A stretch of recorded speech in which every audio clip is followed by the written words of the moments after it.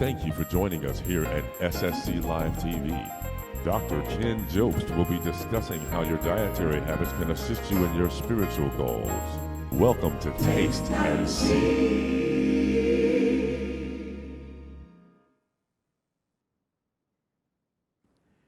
Hey, thanks for coming along. This is Ken Jobst, and you're with Taste and See on SSC Live TV. As a matter of fact, this is a special edition of Taste and See because we're going to be talking about breakfast. It's the breakfast edition of Taste and See. And you know what? Let's go straight to the scripture. And the scripture that I'd like for us to consider today comes from the book of Ecclesiastes. Ecclesiastes, you know, it's all the way back in the Old Testament and was written by Solomon. So Solomon wrote Ecclesiastes when he was an older king. He had some time to reflect on life, the universe, and all that. And here's what he said. This is from Ecclesiastes, right? Keep up with me. Ecclesiastes chapter 10, verse 16 says this: "Woe to you, O land, when your king is a child, and your princes feast in the morning." Woe to you, O land, when your king is a child, and your princes feast in the morning. Now, what's wrong with a feast in the morning? Well, from Solomon's point of view, that was an illustration of the height of irresponsibility of having a feast. You know, feasts are for the evening when all the work is done, when you can kick back and go ahead and relax. You can have this big meal. If you're going to have any vino or whatever that goes along with the meal, then you'd be able to sleep that off and get back to it the next day.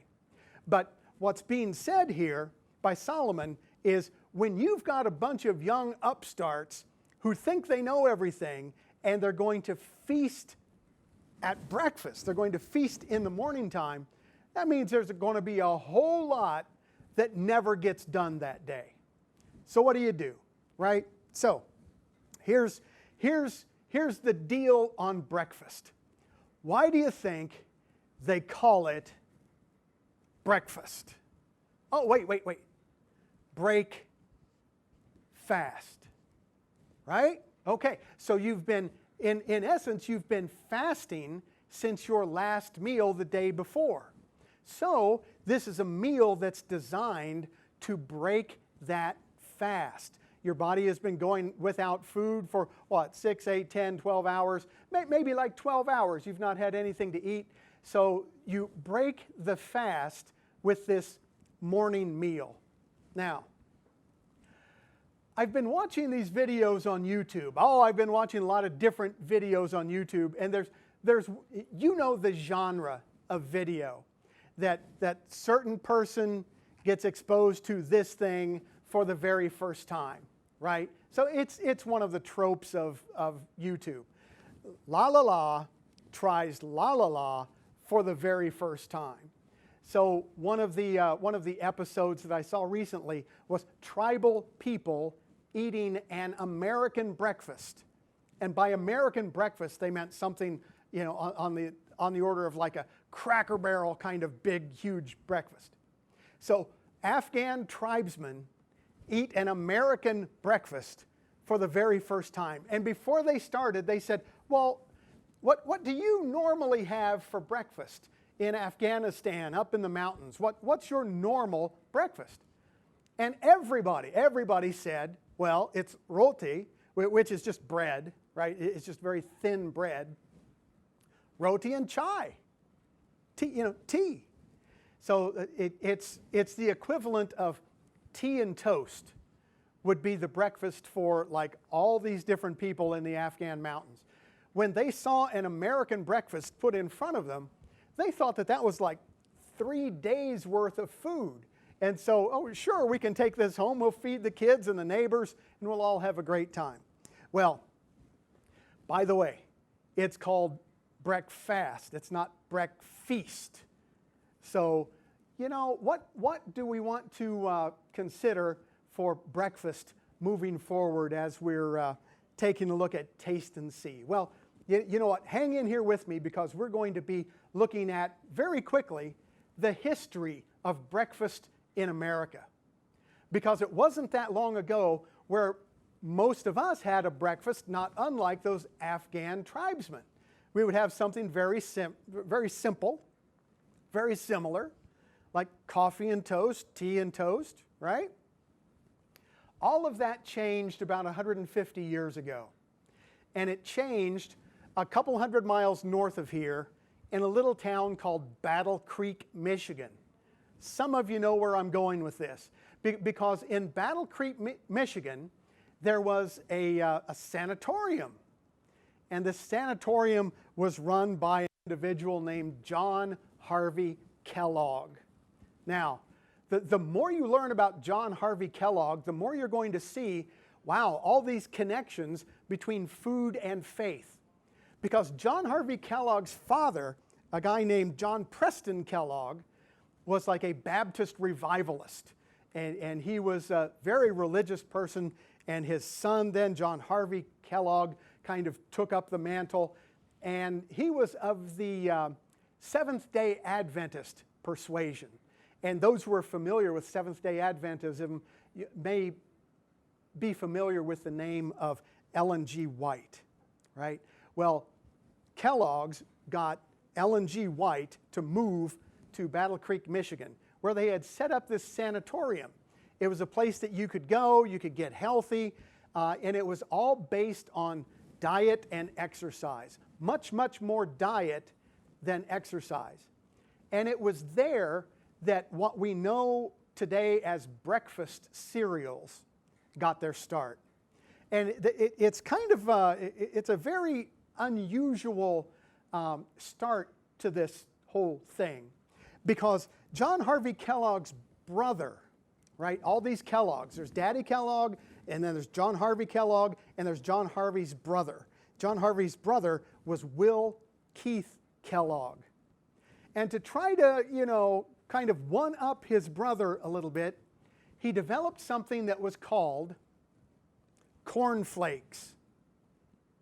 And cornflakes, I got to tell you this is history, look it up, make sure I'm telling you the truth here, right? Cornflakes were designed as an aphrodisiac. A what? They were an aphrodisiac, which means they were designed to diminish the sex drive in people. What? For real, yep. And then all of the other cereals were loaded up with fiber because it was understood at that time that high fiber diets were extremely healthful for people. So there we've got like the birth of the breakfast food industry coming out of southern Michigan. And you know what? Go down the aisle of any grocery store today and what are you going to find? You're going to find Kellogg's. You're going to find a guy who tried to rip off Kellogg named C.W. Post. And you're going to find all, on both sides of the aisle, there's going to be this infinite variety of breakfast cereals. And I saw Twinkie breakfast cereal. No lie. In my cupboard at home, I have toasted coconut flavor Cheerios. There's no end to it, right? So anyway, that's the whole breakfast cereal thing. And it all got started up in Michigan, and it all got started with some kind of a little bit out there nutrition ideas that we're still trying to recover from. Now, all of that's one thing, right? All of that's over there.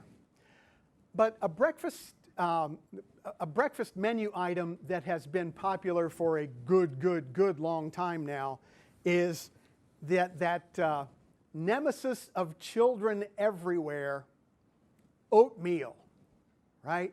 And I got to tell you, kids tend to hate it. They say it's too lumpy. They say it's too clumpy.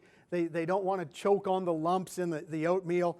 And I will admit, oatmeal may well be an acquired taste. Yeah, it's got that texture and everything. But then again, Maybe it depends on how you're going to make it.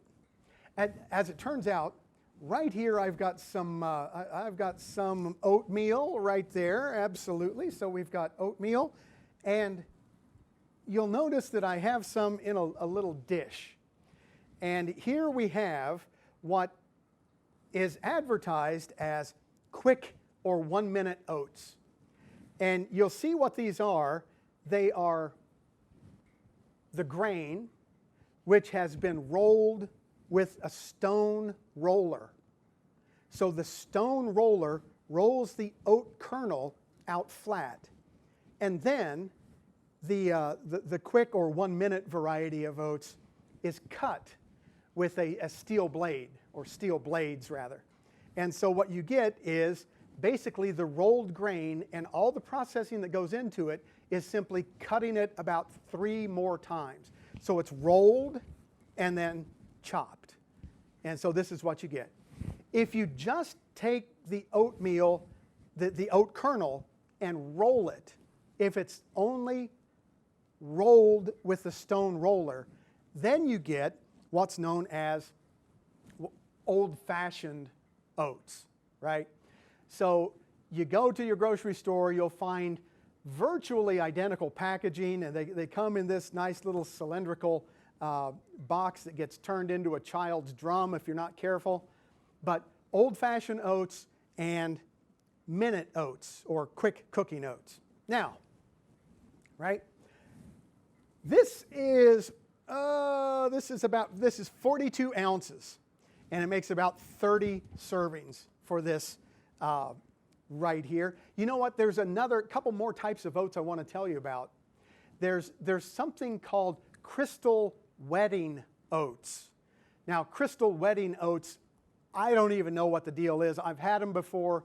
I think, and this is just me guessing, I think they are rolled, and they're also, I think more chaff is blown off them or something, but crystal wedding oats are a thing. You'll find them in some places. Then another type of oatmeal is very popular in Ireland, and it's called steel cut oats. The difference between old-fashioned oats and steel cut oats is that the steel cut oats are never rolled. You never roll the stone, millstone over them. So they're just the wheat kernel that's been cut with a steel knife, steel blades, a couple, 3 times. Very popular in Ireland. As a matter of fact, you can find steel cut oats at some fancy schmancy breakfast restaurants out there, right? So, and then, watch, there's even more. And then you can go on the oat aisle at the grocery store, and you can find these little packets, little envelopes that have pre-measured oatmeal, along with some brown sugar, cinnamon, along with some, dried apple flakes, or what have you, whatever the flavor du jour happens to be. And okay, all that is, that's this right here, with some other stuff that somebody else put into each packet. Now, just for fun, right? Somebody left me alone with a calculator and a pad of paper and a pencil, and so I did all the work. And doing all the work, I found that 30 servings of quick 1 minute oats from your local grocery store, this works out to 8 cents a serving. Wow. How can you feed somebody a meal for 8 cents? It's right here. Are you on a budget? Run right out and get some oatmeal. Yeah, okay, all right, but watch. Hear me out. What if I decide just to get those little packets, right? What if I get the little packets and I put the hot water in the packets and then have breakfast that way? Because I like convenience. I like things to be quick and get it done in the morning so I can be on my way. Well, all right, but that convenience of having them in the packet is going to double the price. So instead of 8 cents, you go to 16 cents a packet. Oh, Pastor Ken, I think I can still handle 16 cents a day for a meal. Okay, I'll grant you. That's for real, that's good. But then there's another thing that I've seen in the supermarkets. They've cropped up over the last couple of years. It's a little cardboard cup. And inside that little cardboard cup, there's some oatmeal. And the deal is you soak the oatmeal overnight, then get up in the morning, put it in the microwave, ba-boom, ba-bing, you've got a cup of oatmeal that's ready for you. A little cup of oatmeal costs $1, right? So that's like, help me out, 12 times as expensive as this thing, but you get a nice little cup. Or, look, I'm not done yet. Or go to McDonald's and pay $2 for oatmeal off the menu at McDonald's. Or and there's you can go to the fancy schmancy breakfast places around town. You know what? Not to say any names, First Watch, but if you go to some of these fancy breakfast places, a bowl of oatmeal here in Louisville, Kentucky, not even during Derby, a bowl of oatmeal is $8.49. Right. That's what I thought. It's exactly 100 times the cost of oatmeal that comes out of the box. And you know what? Back in the back where you can't see it because it's all the way back in the kitchen, what are they doing? They've got a little, quarter cup measure, and they're dipping into something that looks probably a whole lot like this. And then they're smiling all the way to the bank, charging $8.50. If you want $8.50 oatmeal, come to me. I'll sell you $8.50 oatmeal all day long. Okay, I'm just teasing. All right, now, we've got oatmeal. And I do want to show you just a couple of things very quickly that are going to make the oatmeal a whole lot more palatable. It's going to be the kind of thing that, oatmeal might not be right on the top of your list of most favorite things to eat. But you've probably got some things at home that are going to make it a much more palatable breakfast option, right? And so getting my trusty bowl, and here's all I'm going to do. I'm just going to take these oats, and I've measured them pretty close to measured them, right? So I put that little half cup of oatmeal right there in the bowl. And as a matter of fact, I got my wife's thermos, right? And so thank you, Elisa, for your thermos, volunteering it. And, oh my goodness, it's still warm. All you have to do, you know what? People say you need a microwave to make microwave oatmeal. You don't need a microwave. This is all within the realm of our technology. So I've got my little boiling water right here, and I'm just going to, I'm going to start with like a half cup, and I put that right in there. Now, look, this is not fancy schmancy. This is not something that some high-tech thing happened out in the world, and, I'm going to use a little bit more. Hey, that thermos is really doing its job. There we go. A little bit more water in there. And the oatmeal has begun already to just expand, right? So it's taking on that water. We can stir it. Actually, I have a spoon right over here. We can stir it. But before I do that, I'm a fan of cinnamon oatmeal. Cinnamon is a good thing. So I've got my little shaker of cinnamon that I've brought with me, and the shaker of cinnamon, just about that much, because they tell me that cinnamon is healthy. Ooh, and it smells good. I like that smell. So we're going just fine right here. And by the way, there are some local ingredients that can be acquired within just a few miles of where we are right now in West Louisville. And one of my favorite ingredients, and it's just about getting that time of year where we're going to find this, is sorghum. Sorghum syrup. And sorghum is the boiled and refined juice of the sorghum plant, of the sorghum stalk. So the sorghum is going to grow, 7 or 8 feet tall. Before it turns brown, while it is still green, you go out and cut that sorghum, cut the stalks. And then the stalks themselves are pressed in a press, and the juice comes out of the stalk, much like sugarcane juice, right? And then you boil it off in a similar process to boiling off maple sap into maple syrup. But the cane, the sorghum plant is very close to corn, as a matter of fact.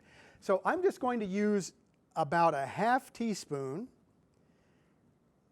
Oh, look at that. It's a generous half teaspoon. Now, sorghum is high in iron, so it's a good source of iron. And I'm just going to go ahead and put that right in the oatmeal. And by the way, I actually do use sorghum quite a bit. It's less refined than a cane sugar, and it has a particular flavor to it, to which I've grown accustomed, and I dearly love this sorghum flavor. So I'm going to stir a little bit of that into the oatmeal right now, and watch this. The oatmeal is getting creamy. All I've put in it is hot water, boiling water, and that activates the oatmeal. There's some folk out there that say, well, you know what, you got to warm up milk and use milk in the oatmeal. Well, to each his own, but I'm just saying that I've never been disappointed with oatmeal made with hot water. So I've got my cinnamon, I've got my sorghum syrup that is in there. By the way, I purchased that sorghum syrup by the half gallon. So I can get a half-gallon jug of it, and that will last me about a year. With the year's up, I go out and I buy it directly from the producer. So I'm buying it directly from the farmer and helping local agriculture along the way. Oh my goodness, you know what? We're not finished yet. So I've got my oatmeal, and I've got the cinnamon and the cane sorghum in there, and it's doing its magic right now. But what would it be without pecans? And so I've got a couple of pecans. I'm going to just break those up right in here. I'm a fan of the pecans. These are just raw pecans. If we got so motivated and so wrapped up, maybe one week we'll come back here with a big bag of pecans and some cinnamon and some sugar, and we're going to make candied pecans. Hold me to that. We need to do that, because not only is that a great thing to eat, it makes a great gift as well. So my pecans are in there, and okay, I've got a sweet tooth. I've already got the sorghum syrup that's in there and is working, but I also like dates, right? And so, you know, during Jesus' time, the date itself would have been for many mornings, it would just be 3 or 4 dates to get yourself up and get going. They're high in sugar content. By the way, these are dried dates. This particular date actually came from the China Ranch Date Farm in Southern California, which is a famous date farm. It's an oasis just south of Death Valley, and in an area of about 15 acres. It's lush. There are date palms are growing, and they grow about 22 different varieties of dates. And so at any season, there's red dates, golden dates, the typical Turkish dates, and they're all there. And it's just, if you ever get a chance, check them out online. They can ship the dates to you. But I'm just going to go ahead and tear these open. Now, these are probably, they're dried, and I'm thinking that this particular date is probably about 4 years away from its harvest. That is, it was harvested 4 years ago.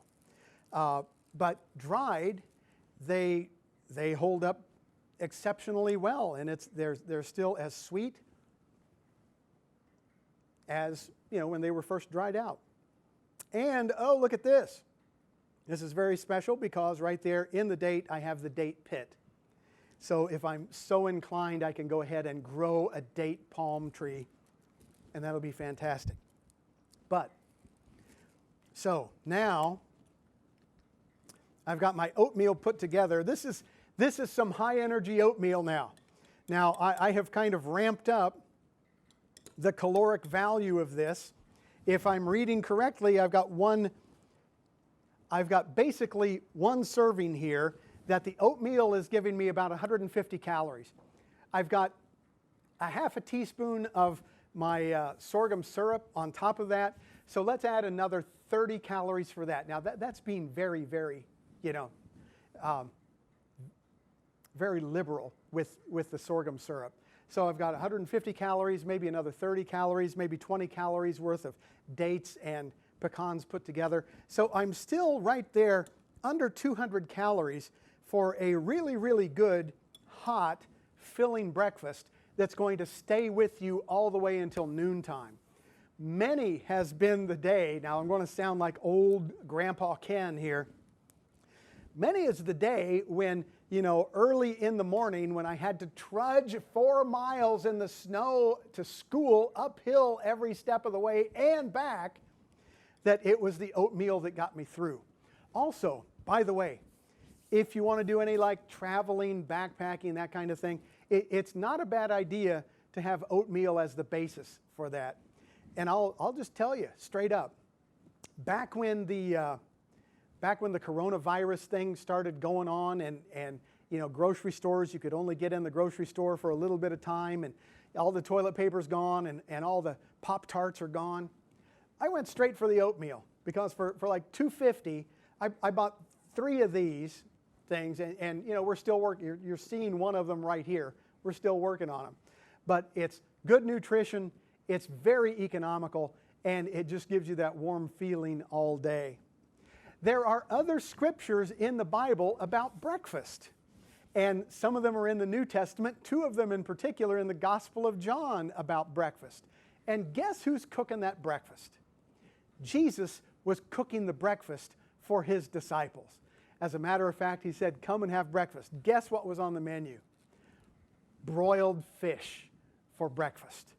Now, on a future episode, we're going to take a look at that notion of fish for breakfast, and we're going to push the boundaries on a traditional fish breakfast. So hold me to that as well. Well, it has been such a delight. I've got oatmeal that's here waiting on me that I'm going to indulge in here in just a couple of minutes. But thank you so much for supporting Taste and See. Thank you. Tell some other folk about what you're seeing here. And once again, if you'd like more information about oatmeal, about economical cooking, and about all things connecting food and faith, just contact me, and we will address some of your letters and some of your questions right here on the show in upcoming weeks. Well, once again, for Taste and See on SSC Live TV, this is Ken Jobst. Bon appetit. Have a great day. Bye-bye.